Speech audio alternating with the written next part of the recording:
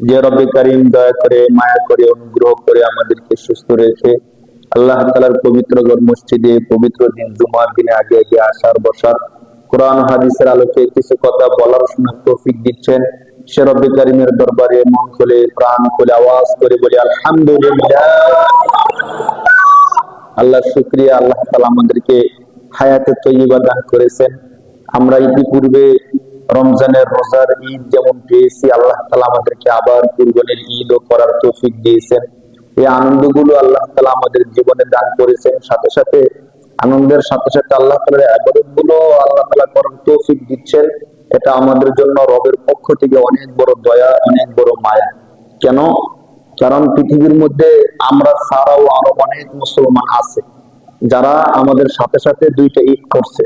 ঠিক রোজার ঈদ করছে, আবার কুরবানির ঈদও করছে। আমরা যেমন কুরবানি করছি, আনন্দ করছি, তারাও কুরবানি করছে, আনন্দ করছে। কিন্তু তাদের মধ্যে আর আমাদের মধ্যে অনেক সময় পার্থক্য হয় যে তারা শুধু আনন্দটাই করে, কিন্তু আনন্দের সাথে সাথে যে ইবাদত আছে এই ইবাদতটা তারা করে। কুরবানির ঈদ পাইছে, ঈদ করছে, গরু জবাই করছে, গোশত খাইছে, আলহামদুলিল্লাহ। এই কুরবানি যে করলো, কার হুকুম অনুযায়ী করলো, কেন করলো, কেন এই কুরবানি করার বিধান আল্লাহ তাআলা দিল, কার পক্ষ থেকে এই বিধানটা আসছে, ওই রবকে গিয়ে একটা সেজদা দেওয়া, ওই রবের জন্য কাজ করা, ওই রবের ইবাদত করা, এই বিষয়টা তাদের মাথায় আসে না, আসবে না। তারা শুধু মনে করে যে বছরে দুইটা ঈদ আসে, আমাদেরকে আনন্দ করতে হয়, সবাই আনন্দ করে, আমরাও আনন্দ করি। অথচ বিষয়টা এমন না। কুরবানি করছি, আমরা একটা ওয়াজিব কাজ করছি। এই কুরবানিটা যে রবের পক্ষ থেকে ওয়াজিব, আজকের জুমার নামাজটা ওই রবের পক্ষ থেকে ওয়াজিব, ঠিক কিনা বলেন? বিষয়টা এমন না যে শুধু কুরবানিটা ওয়াজিব করছে আল্লাহ আর নামাজটা আমার উপর ওয়াজিব করে নেই। শুধু এতটুকু না, যে রব আমাকে কুরবানির বিধান দিচ্ছেন ওই রবই আজকের ফজরের নামাজটা আমার উপর কি করছিলেন? ফরজ করছিলেন।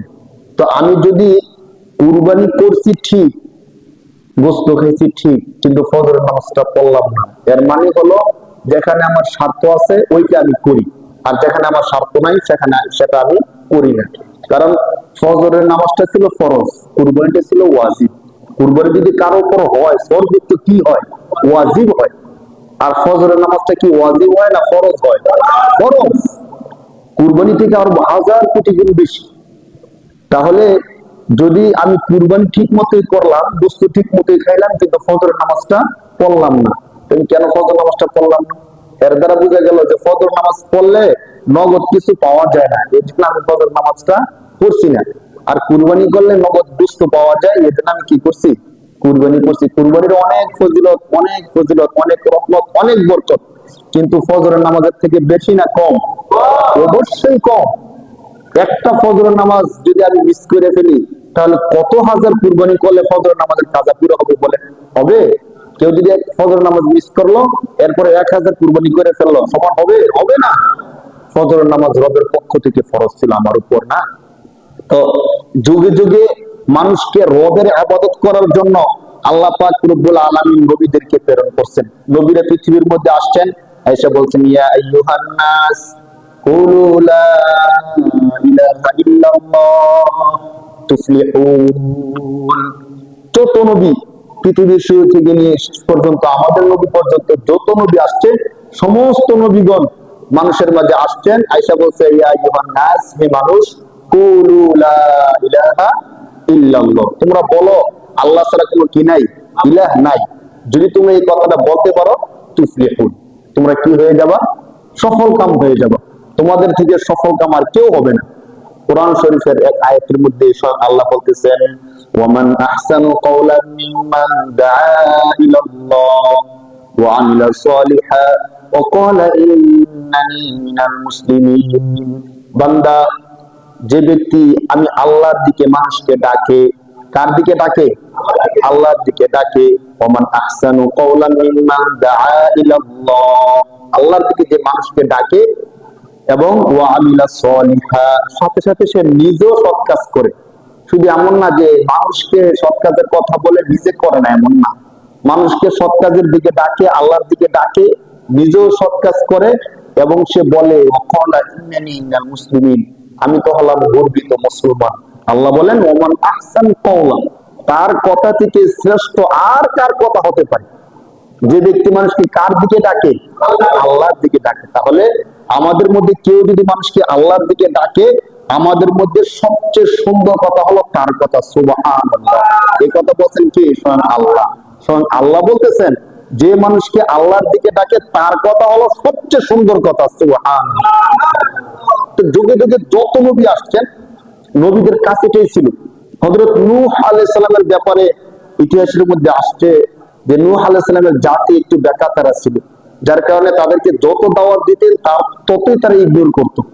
এমন হতো যে মানুষ কানের মধ্যে তুলে দিয়ে রাখতো, কানের মধ্যে হাত দিয়ে রাখতো, এরপরও তিনি কাছে গিয়ে বলতেন, ইয়া আইয়ুহান নাস কুলু লা ইলাহা ইল্লাল্লাহ।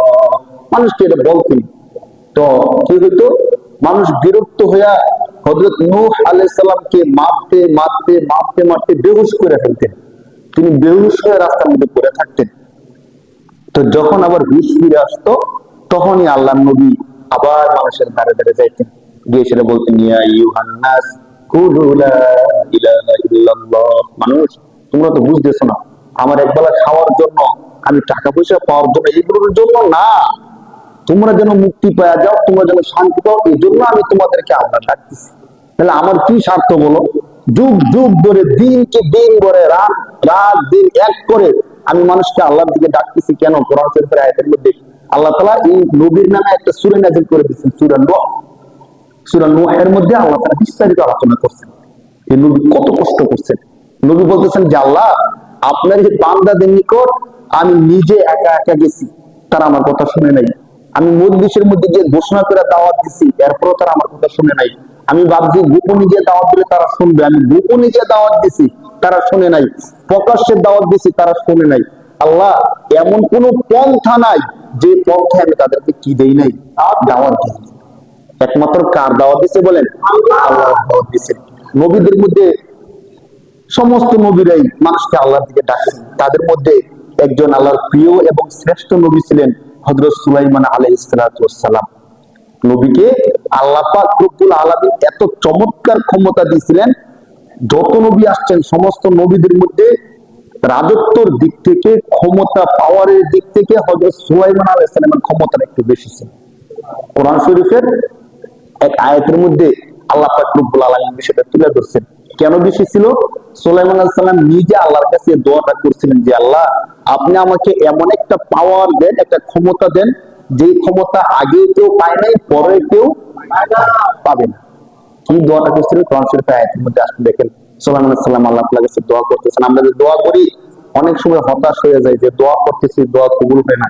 কিন্তু দোয়া করলে আল্লাহ কবুল করেনই করে। যদি আমি আমার দিন থেকে ইখলাসের সাথে দোয়া করতে পারি, করার মতো দোয়া, আল্লাহকে ডাকার মতো যদি ডাকতে পারি, আল্লাহ শুনবেনই শুনবেন। শুনবেন না কেন? আমরা কোন রকম দুইটা হাত তুলি, ইমাম সাহেব হাত তুলে আমরাও হাত তুলি, হাত তুললাম, মুখ মুচ্ছা বাড়িতে চলে আসি। ইমাম সাহেব কি বলছে আমি বুঝি নাই, আমি আল্লাহকে কি বলছি আমি বুঝি নাই। তো 10 বছর পরে এসে বলে 10 বছর ধরে আল্লাহর কাছে দোয়া করতেছি, কই আল্লাহকে দোয়া কবুল করতেছে না। দোয়া কবুল করার জন্য শর্ত হলো আমার দিনটা যেন আল্লাহর সাথে লেগে থাকে, আরশের সাথে লেগে থাকে, এমন কায়মন বাক্যে আল্লাহর কাছে বলতে হবে। তখন মনোযোগটা একমাত্র কার দিকে থাকতে হবে? আল্লাহর দিকে থাকতে হবে। আল্লাহর দিকে যদি আমার দিনটা থাকে, তখন আল্লাহ আমার দোয়াটা শুনে। দোয়া করতেছে সুলাইমান সালাম, রব্বি হাবলি মুলকা লা ইয়ানবাগি লিআহাদিন মিন বাদি, সুবহানাল্লাহ। আল্লাহু আকবার। সুবহানাল্লাহ বলতেছেন, রব্বি হাবলি মুলকান লা ইয়ানবাগি লিআহাদিন মিন বাদি, হে আমার রব, আমাকে এমন একটা রাজত্ব দেন, এমন একটা ক্ষমতা আমাকে প্রদান করেন, লা ইয়ানবাগি লিআহাদিন মিন বাদি, যে ক্ষমতা আমার পরে বিশ্বের কোন মানুষ আর পাবে না। সুবহানাল্লাহ। আল্লাহর কাছে দোয়া করছে।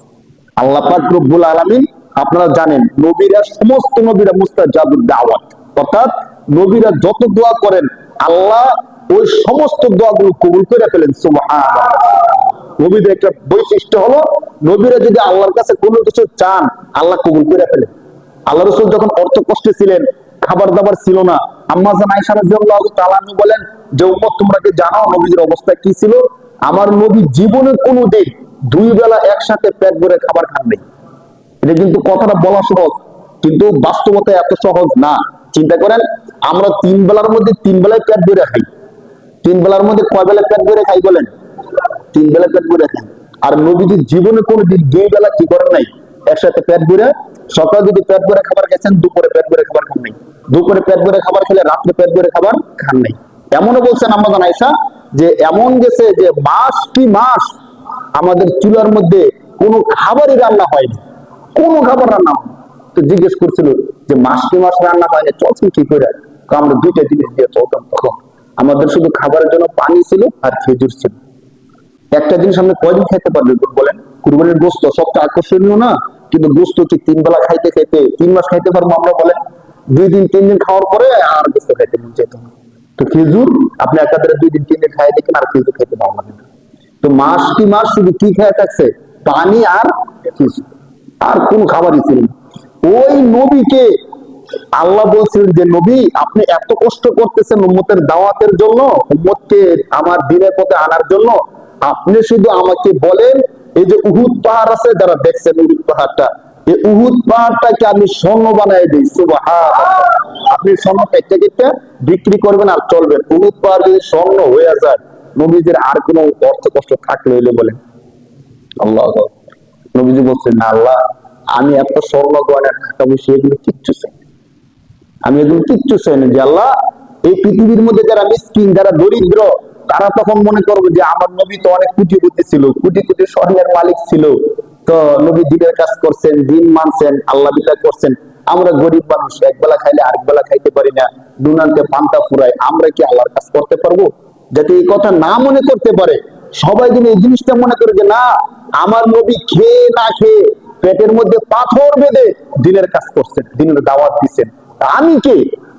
যে নবী আল্লাহ যার জন্য উহুদ পাহাড় স্বর্ণ বানাই দিব, ওই নবী পেটের মধ্যে কি বানছেন? পাথর বানছে। কেন বানছেন? ক্ষুধায়। কেন বানছে বলেন? ক্ষুধায় বানছে। যখন এক সাহাবী 3 দিন যাবত খন্দকের গর্ত করতেছিলেন, খাবার নাই, তো এক সাহাবী পেটের মধ্যে একটা পাথর বানছে। তো আল্লাহ রাসূল কি বলতেছেন, এভাবে কাপড়টা উঠায়া বলতেছেন আল্লাহ রাসূল দেখেন ক্ষুধায় পেটের মধ্যে পাথর বানছি। পাথরটা কেন বানতো আপনারা জানেন? পাথর তো একটু ঠান্ডা হয়, পেটের মধ্যে এইভাবে লাগায় রাখলে তখন নাকি ক্ষুধাটা কম থাকে, মানে ক্ষুধাটা অনুভব হয় কম। এই জন্য তখনকার সময়ে প্রচলন ছিল বেশি অতিরিক্ত ক্ষুধা লাগলে পেটের মধ্যে পাথর বাইজা রাখতো। তো এই সাহাবী একটা পাথর পেটের মধ্যে বাঁধছে, আল্লাহ রাসূলকে গিয়ে দেখাইছে যে আল্লাহ রাসূল দেখেন ক্ষুধায় আমি পেটের মধ্যে একটা পাথর বাইজা রাখছি। তো আল্লাহ রাসূল সাল্লাল্লাহু আলাইহি ওয়াসাল্লাম কাপড়টা সরায় দেখাইছে, দেখো তুমি তো একটা পাথর বাঁধছো ক্ষুধায়, আমি নবী। রাসূল যখন কাপড় সরাইছে দেখা গেল রাসূলের পেটের মধ্যে পাথর কয়টা? 2টা। আল্লাহ রাসূল ক্ষুধায় পেটের মধ্যে কয়টা পাথর বেঁধে রাখছে? 2টা পাথর বেঁধে রাখছে। আর আজকে আমাদের কারো কি খাবারের কোনো অভাব আছে বলেন? এমন কি হয় যে হুজুর আজকে 3 দিন হয়ে যায় কোন খাবার পাইতেছি না, 1 বেলা 2 বেলা 3 বেলা, কোন বেলা এমন আমাদের যায় না। আলহামদুলিল্লাহ আল্লাহ তাআলা 3 বেলার মধ্যে 3 বেলা আমাদেরকে কি করতেছেন? খাওয়ায় রাখতেছেন। এরপরও আমরা আল্লাহর দিকে মানুষকে ডাকি না, নামাজের আজান হয় আমরা মসজিদের দিকে আসি না। আমাদের জন্য আফসোস, হাসরের ময়দানে যদি রাসূলুল্লাহ শুধু এতটুকু বলে উম্মত তুমি কি ওই গল্পটা জানতা না যে গল্পের মধ্যে আমি নবী 2টা পাথর বাইদা মানুষকে দিনের দাওয়াত দিছি, আর তুমি দিনের দাওয়াত দিবে দূরের কথা, তুমি নিজের নামাজটাও নিজে পড়তে পারলা না উম্মত।